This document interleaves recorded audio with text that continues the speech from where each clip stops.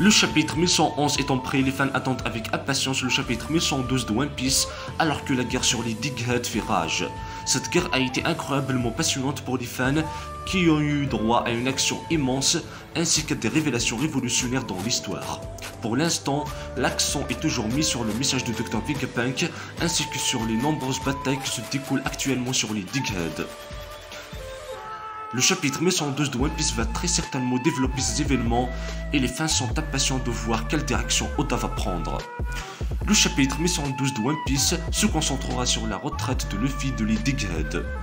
Dans le chapitre précédent, les fans ont vu Luffy et les géants se battre contre trois anciens, ce qui n'a pas été une mince affaire pour le groupe.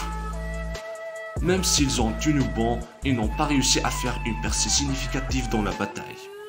Luffy a essayé d'attaquer les 5 sages encore et encore, mais chaque fois qu'il le faisait, il devenait de plus en plus clair pour lui qu'il était futile de se battre contre eux et qu'il continuerait simplement à se régénérer plus il les attaquait.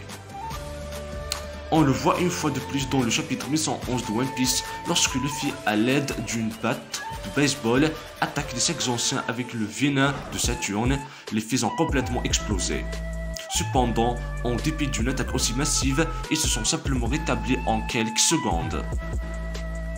Luffy et les géants ont alors décidé de se retirer d'Ighead et la fuite de l'île commence maintenant.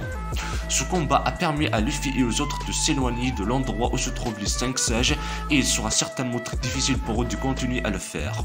La première chose que les fans doivent prendre en compte est que les 3 anciens, à savoir Saint Shepherd Jupiter, Saint Jay Garcia Saturne et Saint Topman Mercury vont très probablement suivre Luffy. Ils ne peuvent tout simplement pas laisser les chapeaux de paille s'échapper et Mercury lui-même a mentionné dans le chapitre précédent qu'il n'avait pas l'intention de laisser partir l'un d'entre eux. Il est fort probable qu'ils continueront à poursuivre les pirates au chapeau de paille jusqu'au navire des géants.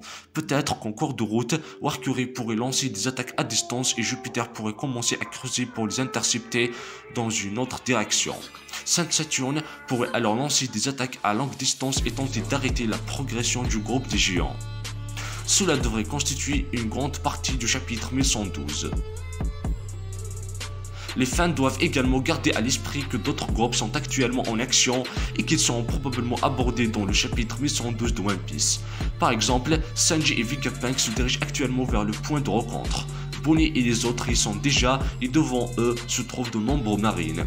Ainsi, les fans vont probablement assister à une action entre Bonnie et les vice-amiraux ou bien il est possible que Sanji fasse un saut dans le temps pour aider Bonnie contre ces puissants individus. Quoi qu'il en soit, les fans verront probablement des développements vers le point de rencontre des pirates du chapeau de paille.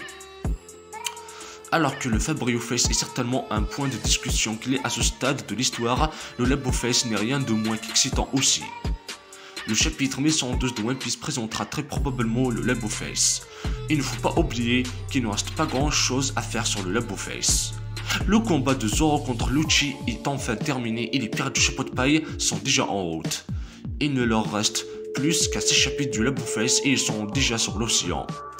Marcus Mars pose un problème aux pirates du chapeau de paille car il est enfin arrivé. Dans le chapitre précédent, Jinbei a expliqué que Mars possédait un haki de l'armement extrêmement puissant.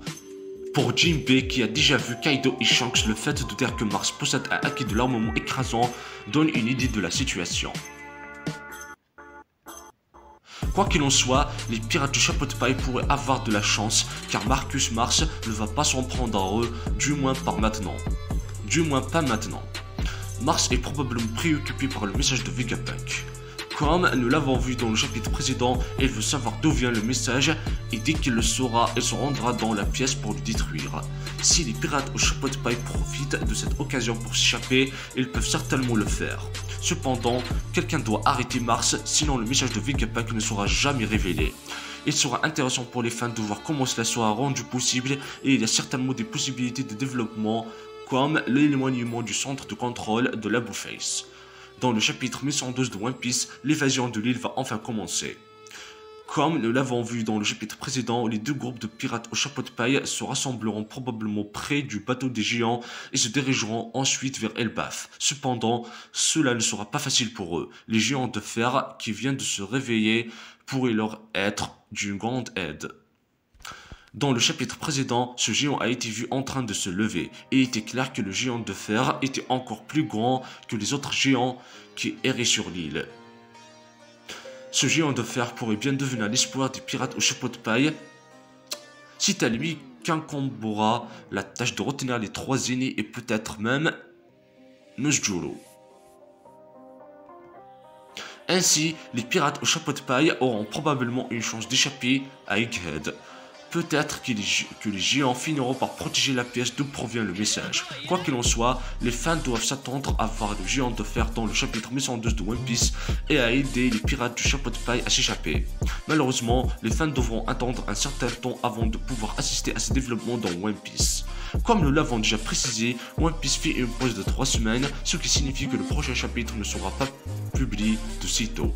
Cette pause est due au fait qu'Oda souhaite simplement prendre un peu de temps pour s'occuper de lui-même et bien sûr planifier quelques développements en pensant également au reste de l'histoire. C'est une pause bien méritée et les fans n'ont plus qu'à s'asseoir et à attendre les prochains développements de l'histoire. J'espère que cette vidéo vous a plu. Si c'est le cas, n'oubliez pas de vous abonner à la chaîne et d'activer la cloche de notification et de partager et liker la vidéo. Et n'oubliez jamais que je suis le sensei d'Oreio Sensei. Ouais, je suis le sensei d'Oreio Sensei.